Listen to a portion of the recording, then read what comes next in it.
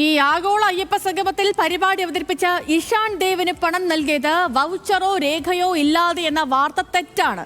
പണം നൽകിയത് TDS അടക്കം പിടിച്ച ശേഷമാണ്. അക്കൗണ്ടിലേക്ക് പണം കൈമാറിയതിന്റെ രേഖകൾ അടക്കം ന്യൂസ് മലയാളത്തിന് ലഭിച്ചു. ചന്തു ചന്ദ്രശേഖർ ഈ വാർത്തയുടെ വിശദാംശങ്ങളുമായിട്ടുണ്ട്. ചന്തു, ഈ രേഖകൾ പരിശോധിക്കുമ്പോൾ എന്തൊക്കെ കാര്യങ്ങളാണ് വ്യക്തമാകുന്നത്?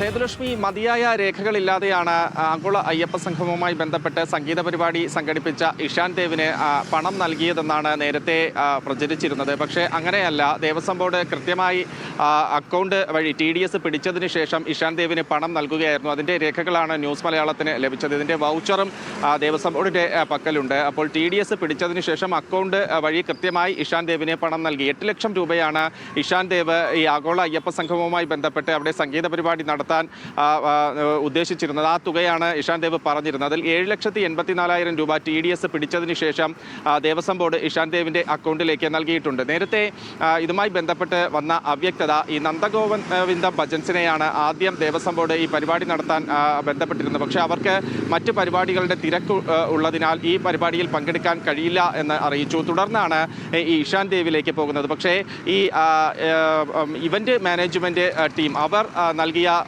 ഈ ദേവസ്വം അക്കൗണ്ട്സ് ഓഫീസർക്ക് നൽകിയ ഈ റിപ്പോർട്ടിൽ പറഞ്ഞത് ഈ നന്ദഗോവിന്ദം ഭജൻസിന് പണം നൽകിയെന്നാണ്. അപ്പോൾ ആദ്യം ഈ നടത്താത്ത പരിപാടിക്ക് പണം നൽകിയെന്ന തരത്തിലായിരുന്നു വാർത്തകൾ പ്രചരിച്ചിരുന്നത്. എന്നാൽ അതിനുശേഷം അതങ്ങനെയല്ല.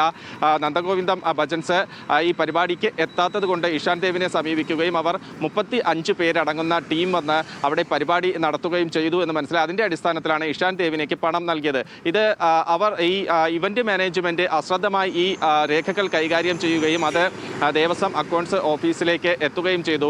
ദേവസ്വം ബോർഡ് ഈ കാര്യം കൃത്യമായി പരിശോധിച്ചില്ല. അതിൻ്റെ ഒരു അശ്രദ്ധ ദേവസ്വം ബോർഡിൻ്റെ ഭാഗത്തുമുണ്ട്. ആ തെറ്റ് ദേവസ്വം ബോർഡും സമ്മതിക്കുന്നുണ്ട്. പക്ഷേ പണം കൃത്യമായ രേഖകളിലൂടെ കൃത്യമായ ചാനൽ വഴിയാണ് നൽകിയത് എന്ന് വ്യക്തമാക്കുന്ന രേഖകളാണ് ഇപ്പോൾ ന്യൂസ് മലയാളം പുറത്തുവിട്ടത്.